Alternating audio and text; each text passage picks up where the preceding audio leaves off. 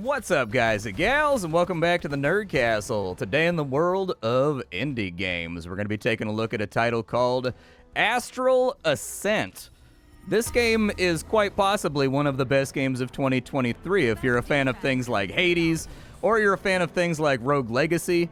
I think you're really going to have a good time with this one. The 1.0 just dropped as of like yesterday. I played it for probably 3 or 4 hours last night just to get ready for these finalized like first impressions, just to let you know what the game's got going on. And honestly, I am intensely impressed with this title. I think it's on a really good trajectory. I think most of its attributes are not only in the right place, but in the best of places. I think the game is gorgeous and great to look at. And so this is one of those times where we eatin' real good in indie games. So I'm going to play the game for about 30 minutes. I'm going to talk about the things I like. I'm going to talk about the things that I don't like. Spoiler alert, there's not very many of them if you saw the title of the video. I think this is quite good. But along the way, hopefully you'll be able to make up your mind and decide whether or not you wanted to check out this absolutely fantastic 1.0. So what is Astral Ascent? Astral Ascent is a side-scrolling Rogue Legacy-styled roguelite that seeks to combine those attributes of like a Metroidvania roguelite with the attributes of a storytelling narrative game, of something you've seen like Hades. It combines that with like beautiful animation, very good voice acting, very cool level design, very good platforming design, very good combat design, to come out with a product that is incredibly fast-paced.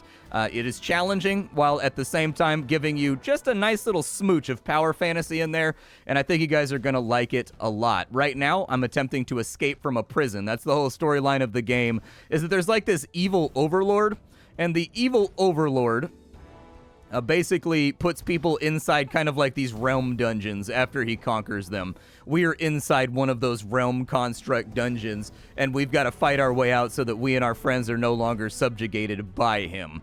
And so that's the main storyline of the game. I'm playing a knife girl. This game does have multiple characters that are all animated individually, actually, which is really cool. Everybody has their own idle animations, their own run animations. They didn't reuse like anything from what I've seen so far. On spell hit, one chance, I'll probably just throw that in there so that we can move on. And we've got ourselves a bar. Oh, you guys are about to see a boss fight. Yeah, and this game is really a character builder. So let's take a run through the UI real fast so that you can see what's going on while we're at the bar right now. Top left-hand corner, yellow meters are XP. We level up, just like Risk of Rain. You level up, you get more attack damage, you get more HP, flatly.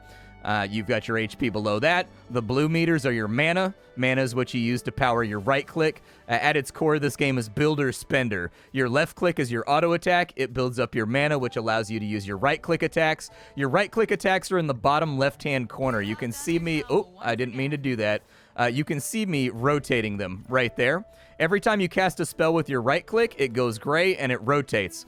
Kind of like a revolver, basically. Every single one of those spells has slots that you can put additive effects on that make them chain together and interact with one another.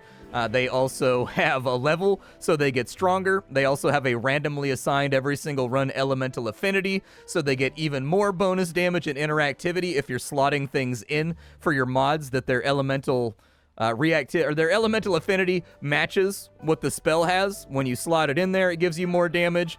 We have our signature spell next to that on our Q key. R is our Estus Flask. It fills up as we kill enemies and we pick up green shards. If you allow it to fill up all the way, it fills your health up all the way, no matter how low you are. And then next to that, we have 4 slots, which are our auras, which are kind of like the grout, or they're kind of like the glue that makes all of our abilities interact with one another. Right now, I don't really have like a great build going, so that interactivity is going to be kind of like minimal, but I am attempting to do progression here, so hopefully we can pull it off. What you're seeing right now is we're in Andromeda's bar. Every single room that you go to in this game in classic roguelite format is going to have a rating. The rating is in stars for how difficult that room is. You get stars for doing the room when you take the challenge on, and for every 8 stars you have, you can buy a drink here at the bar that permanently increases your stats for the remainder of the run. And this right here upgrades one of our auras. Honestly, I probably brought you guys in at a bad point in a run to kind of explain what's happening or what is transpiring, but you know, I wanted to show you some later gameplay as well once you actually have like a build going. And so that right there just upgraded one of my auras. I'll take you actually through my build right now because I can do that. So ethereal knives are what we start out with on our combos. I've got a poison vortex that I throw on my 3rd attack, and I myself turn into a tornado of fire on my 4th attack. Aside from that, I've got auras here, so every time I cast one of these spells on the left, I summon little ice shards that penetrate enemies and have a chance to summon an idol that sucks enemies in and explodes them with ice spikes. I've got a guardian shield. Every time I get hit, every 12 seconds, I get an immunity shield that will absorb the next damage dealt. It also increases my damage and attack speed by 30% while it's active. I've got Sparkling Sprint. Whenever I dash, I create 3 projectiles that bounce around damaging enemies. And then I've got every time a spell hits, it has a 10% chance to nerf the enemy's defense. So that's what I've got going on with my inventory right now on this run. I don't really have anything like building in a direction, but I do need that gambit right there.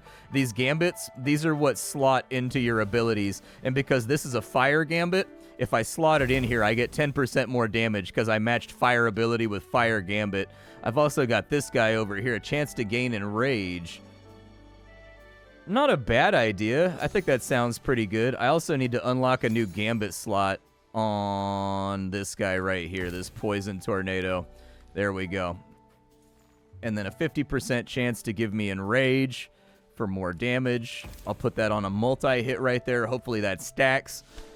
All right, let's go fight the boss. Now, when it comes to bosses in this game, you never quite know what you're going to get. I've fought like 5 or 6 of them so far, and I've beaten all of them except for 1 or 2 that have like sketchy reads that for some reason I just can't wrap my muscle memory around. This looks to be some girl with a chakram. All right, this is a new one. Never seen this one before, so this is going to be a learning experience. Fresh meat. What? I'm not meat. My name's Isla. Yeah, and I'm Sagittarius. Good enough? Can we move on to the phase where I punch your skull into dust? Just you try. So the bosses in this game are all animated very, very well. You get those intros going every single time you fight with them. Man, I'm really like chunking some hits right. I've never seen this lady before, so I'm going to be playing pretty reactively during this fight. Like, I've never seen any of her moves. I don't know what she does. And the first time you fight a boss in this game can be a little bit gnarly. They have limit breaks, so keep that in mind. They don't have multiple phases, but every single boss in this game has like a limit break. And once they hit that limit break, that's when they drop like a really huge like screen wiping attack on you. So I found that the best way to deal with bosses in this game is just to like completely and totally, oh man, what is this thing? Okay, gaps. All right, look for gaps, dash through gap. Okay. Anyways, I found that to treat the bosses like a DPS race tends to, oh dude, oh come on. Okay, yep, dubious. God, I'm so glad I did a defensive build, dude. I'd be dead right now if I hadn't done a defensive build. But anyways, the best way to deal with a boss that I've found is just DPS race them. Like, it seems to me like they have limit breaks that are really, really hard to dodge. And the way that I've dealt with that is just by completely and totally optimizing for as much DPS as possible to limit the amount of limit breaks they get to hit me with. I know, right? It's a bit of a brute force solution. As you can see, definitely a game with some bite to it. Was that boss not intense? Like, the bosses in this game are rough. Like, some of the reads are going to be really, really hard to find in this game. I've never fought this boss before, though, so that was my blundering attempt at seeing a boss for the first time. I don't actually think she's that bad. It's just she's very chaotic, and I had no idea what was coming because there's 12 different bosses that come up randomly whenever you get to the end of a biome, and so never seen Sagittarius before. I think I've seen, like, God, I've seen 4 or 5, and I've beaten 4 or 5. After you defeat these guys, there's a new room that spawns for them, where if you do, like, a challenge, like combat, movement, time trial, you can actually summon them, and they, like, blow up the entire screen. So these guys actually become your friend on certain runs. Out of my way, Sagittarius. I gave everything I had. Next time, you'll be fracking sorry. Bye. We got an achievement for that. This game is very, very big on rewarding the player for everything. Everything you do in this game is rewarding. When you get an achievement, you get metagame currency. When you find storyline pieces, you get metagame currency. When you get journal entries and collectibles, you get metagame currency on top of whatever those things would have given you otherwise. Oh man, we got some good auras here. So we've got a +2 to our mana right there. We've got 8% critical hit chance, which is gnarly. We've got Raging Lightning over here. Okay. Casts Thunder Orb every 5 seconds. Increases your lightning orb durations by 3 seconds. Wow, dude, that's just so good. If we can pick up even one lightning ability, we are going to be stacked. Like, it's actually hard to describe how stacked we're about to be. If we can just get a couple of lightning abilities and a couple of lightning gambits. But on to the next level, the Coral Archipelago. Reminds me of home. At the beginning of every biome, you're going to get a thing called a prowess, which is yet again another way to build up your character and to build synergies. Up, and away we go. You've got basically auto attack synergies, and you've got signature move synergies. And so we can get poison mastery. On basic attack, we have a chance to apply poison. On basic hit, we have a chance to create bouncing balls of slime every 40 seconds. On basic attack, we summon a Yali. So Yalis are this game's version of Moogles. They're kind of like the mascot of the game. They're little cats that are wearing wizard cloaks. And that's one of my favorite mods, is summoning kitties whenever I smack somebody, because the cats, like, they can summon death rays or like lay landmines on the ground. They basically help you out. Modifying our signature spell. We have a chance for our signature spell to light the enemy on fire. We've got a chance for our signature spell to mark and freeze enemies, or we've got 4 snowflakes when we summon it. I don't really have anything there that works towards the synergy of what I'm trying to do. Chameleon's Lottery. I've never actually been here. Huh. I don't know what that does. It costs 3 to 18 keys, though. Oh, it costs 3 stars, and we get a random amount of keys. Well, there you go. That's Chameleon's Lottery right there. I just want to point out that I'm on like my 7th or my 8th run of the game right now. Your average run is like 30 minutes to 35 minutes. And the reason I'm bringing that up is I'm still getting new mechanics. Every time I go back to the hub zone, and every single time I do a run, I'm still getting new mechanics. I've never seen that Chameleon's Lottery before. That's brand new. Never seen it. Oh, treasure chest. Give me that right there. It's got keys in it. Nice, dude. I think I can pretty safely skip key doors, maybe, on this floor. Did they hit me right there? The reads can get very difficult in this game sometimes. Because this game is kind of like a particle fest, what will happen is sometimes you just kind of lose track of your character. Like, the reads are very large and very red, but, like, there's a lot of stuff flying around in this game half the time when you're fighting. So, like, oh, no, dude, I blew my cooldown on my random Feather Storm early. Oh, God. Ooh, Loot Goblin. We got to kill the Loot Goblin. Give me the Loot Goblin. That was the mechanic that they unlocked on my last run, was the Loot Goblin. Environments will also have traps that you can trigger, like that little pufferfish right there. Some maps have like a flaming flower that if you hit it, it blows up the screen with like a flamethrower effect. Lots of cool things. Stone altar right there. Let's go ahead and run it. I want attack speed. We're a little low on defense. So I'm going to start stacking a little bit more defense, too, so that I take a little bit less damage from hits. But yeah, the pufferfish deals damage. We've got some stars inside of there. Definitely take that. One way they've done a really good job in this game is that the traversal methods are all very fun. The platforming as well as the combat in this game are all quite good. And you can take that to the bank, because I strongly dislike platforming games. I don't like them very much. I think they're outdated. I feel like I've been playing platforming games since the 80s when I was born. I'm just done with platforming games. So for me to concede and say that this game has very, very good platforming gameplay is a rarity. We do have a gambit right here. It's a neutral gambit, so it's not going to add any damage to our attack. But it makes it so that when we cast the spell, we summon a Spirit Sword. Spirit Sword is a pet that follows you around and just randomly hits enemies. I guess I could put it on as a throwaway on one of my ethereal knives that I'm looking to replace. We don't really need to take keys, so I'm just going to take money. I don't know what that guy does. These mobs are all kind of new to me because I've never beaten the second biome, in case you were wondering. I'm kind of like a skillless goober when it comes to this game. And so I haven't really had an opportunity to beat the second biome yet, but you saw me do it live here with a good build. I'm not going to pretend like it was skill that got me through that boss. It was definitely my build that carried. These are altars right here. They're what you use your keys on. Every altar will give you a choice between a 3-key reward, which is a +1 to either a stat or to one of your spells, or you can spend 5 keys for a little bit of a discount to get a double up. So you'll get 2 level ups or for your character or your spells. I'm going to take the 2 level up because I just mentioned we have more than enough keys. Your abilities, on top of being modifiable, they also level up. If you see that little 3 that's at the top right of the unit card right there, if I put that right there, it becomes a 5. It's now dealing double damage. It gets plus 100% damage on that spell. So there's just so many things in this game to upgrade and to add to and to make better and to like make more effective and to make interact with one another. There's just so many things, dude. There's so many things, and I think that's what makes the building so satisfying with this title, and I think it's what strongly puts it in the running for my personal game of the year. Definitely Roguelite of the year. Either this or RoboQuest is my Roguelite of the year. And for Game of the Year, honestly, it's pretty close as well. It's up there with Colony Ship and a couple of others. This is an exceptionally well-made title that I can't really gush about enough. Like, there's not really too much more to say about it other than that. This is an exceptionally master-crafted game that is like, I've been comparing it when people ask about it, I've been comparing it to a Supergiant game.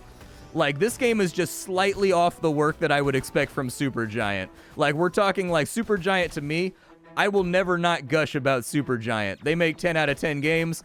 This is probably like a 9.7 out of 10. You know what I mean? And you guys will know that I've said many times on this channel that I don't really like believe in the existence of perfect games, but this game is really, really close if you are personally into kind of a hybrid between Hades and Rogue Legacy. I'm getting stomped right now, dude. I'm making a fool of myself.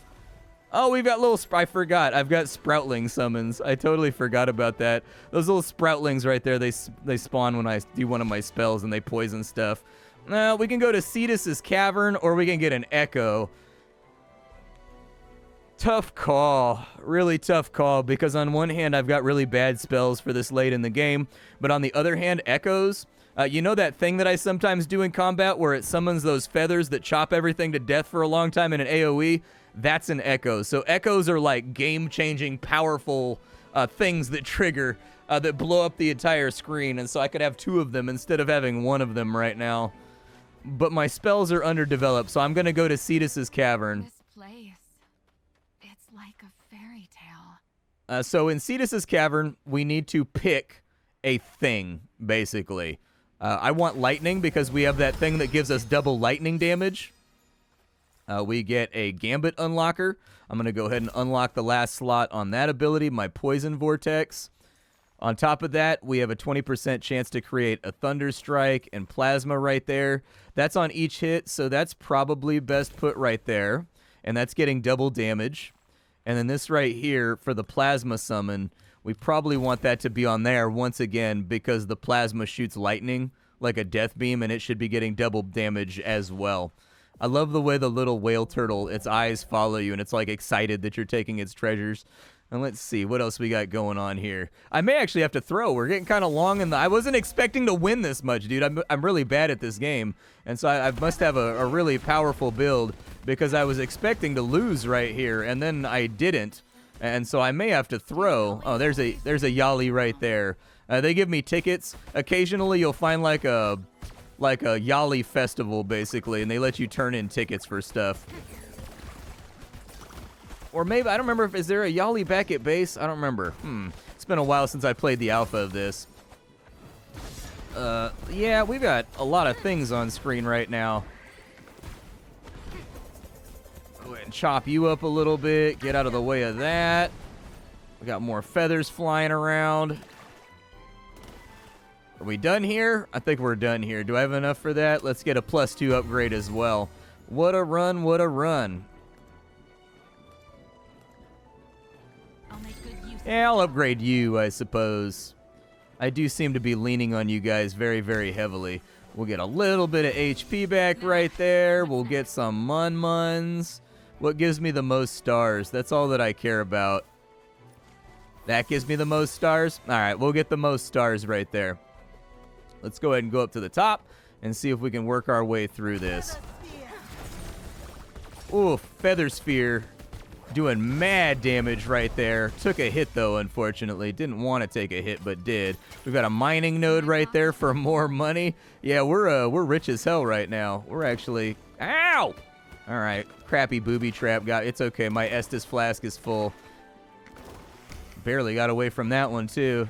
At least they fed me up a... Oh, okay, so it's like diagonals. Gotcha.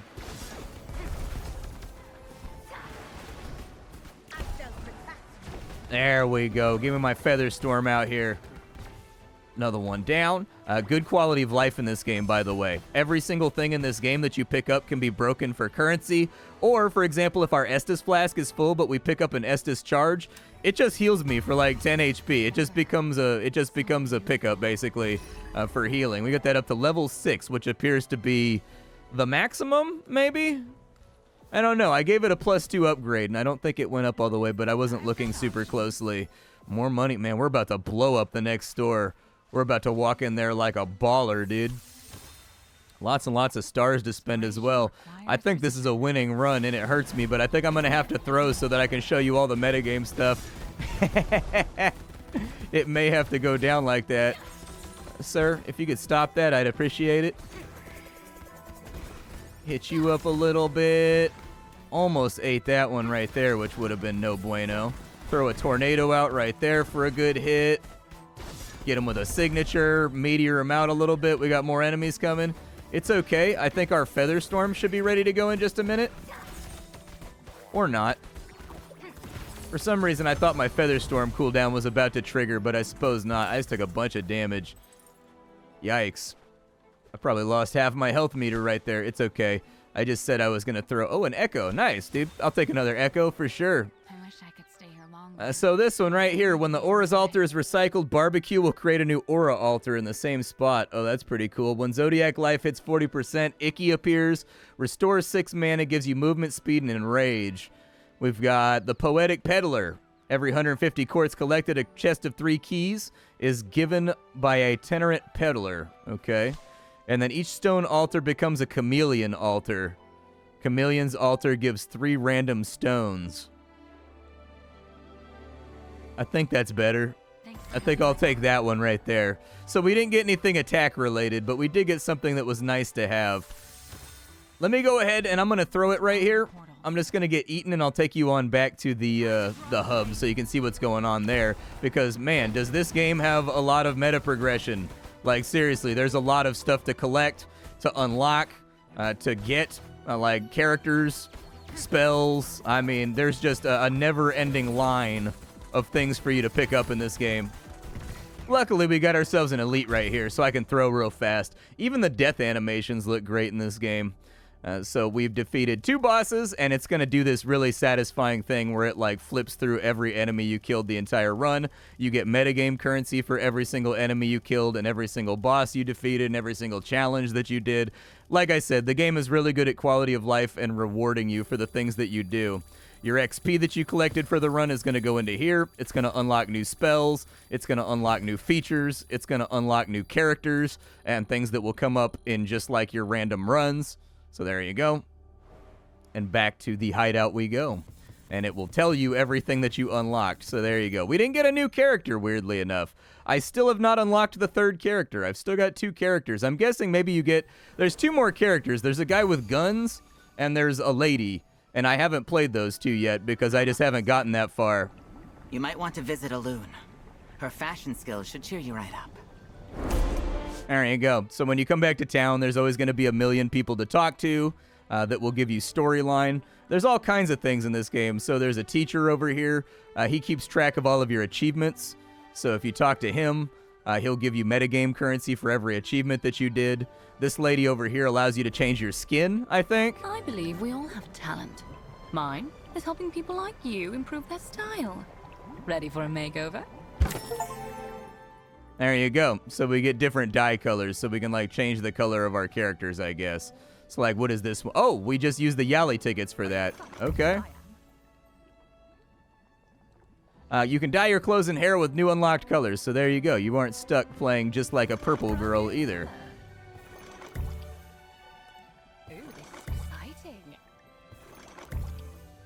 There you go. So I've used our Yali tickets. There are other people here as well. So Zim Zim over here, she allows you to metagame, make your character better. You can get more HP, more defense, more mana, more auras, you know, stuff like that. Increasing the amount of choices you get at various stores and things throughout the game. The amount of money that you get on given runs. I haven't unlocked all of them yet in 4 or 5 hours. This guy over here, what does this guy do? Oh, this guy, right, that's right. He allows you to unlock new spells for each character. So we've got kind of like general spells. We've got character-specific spells. We've also got, who else is around here? This is another character right here. We can swap to him whenever we want. I've been playing mostly the Knife Girl because I just wanted my muscle memory to be consistent. But every single character is equally well animated in gorgeous fashion. This is Barbecue. Barbecue's a big-ass dragon that lets you know what spells you've unlocked and what things are available and like what level they can possibly spawn at and things like that. Basically like a glossary. Who else is around here? There are also cool little details like the Yalis. They'll be building new areas just to kind of like let you know that like, hey, new characters are going to be like in this lower pavilion right here, selling new services and whatnot. And so like apparently something's under construction right there. I just need to get far enough to unlock it. I'm actually beginning to wonder if you don't unlock characters until you beat the game for the first time, because like I've made it pretty far now, like to the 3rd boss, and I haven't like unlocked everything, but I still haven't unlocked the 3rd character. I would have preferred to have done this video with every character unlocked so that I can at least show them to you, but I'm 4 or 5 hours in, and at that point, we're no longer making a preview anymore. At that point, we're making a full-on review, you know what I mean? And so, lots and lots of stuff to play around with here. Characters always want to talk to you. If they have something to say, they'll be lit up on screen like you can see right now. This guy is the story collector. So you collect stories, and then he gives you metagame currency for collecting backstories. Every single character in this game, playable or not, has a backstory with multiple journals you can read for how they ended up in prison, or like how they ended up here, or like, you know, just their backstory of who they are, what they're interested in, stuff like that. This is the achievement guy. He once again gives you metagame currency for doing achievements. So we have a lot of metagame currency rattling around. These guys also have dialogue and conversation like Hades style. By the way, I'm skipping over it right now, but like if I go to like her. Loon, I am Kieran. I guessed you were. Are you going out? Dressed like that? What's the matter with my outfit? One word. Stains. Now let's make it 2. Food stains. There you go. Everybody has like little dialogues that sort of like let you into the minds of the character and like what they're into and sort of like their sense of humor. I think you're the one dealing with memories, right? Right. Oh, he was sleeping. No, of course not. We were thinking. Oh, you too? Yeah, if I think too hard, I usually fall asleep. Then we, Papa Yali and yourself, are one and the same. There you go. This is a magnificent game. I don't really have too many complaints about it. I think the complaints that I have are sometimes visibility on attacks can be very difficult once you get to like the particle spammy part of the game. Like, you know, once you're 2 or 3 bosses in, there's a lot of stuff happening on screen, and sometimes it can be hard to read enemies through all the stuff that's happening. And there are also areas where the text dialogue does not match up with what the voice actor says. But other than that, everything in this game is exceptionally well done, and it's a master's course on how to make a good roguelite. That's it. This is definitely one of the best roguelites of the year. Possibly one of the best games of the year. Just my opinion. I'll see y'all later. My name is Splattercat. I sift through the pile to find what's worthwhile in the world of indie games so that you don't have to. Today up on the chopping block, we were fooling around with a title called Astral Ascent. I hope you guys liked it. I will see you all tomorrow. Thank you for hanging out, and that's about all I got for you. Bye, folks.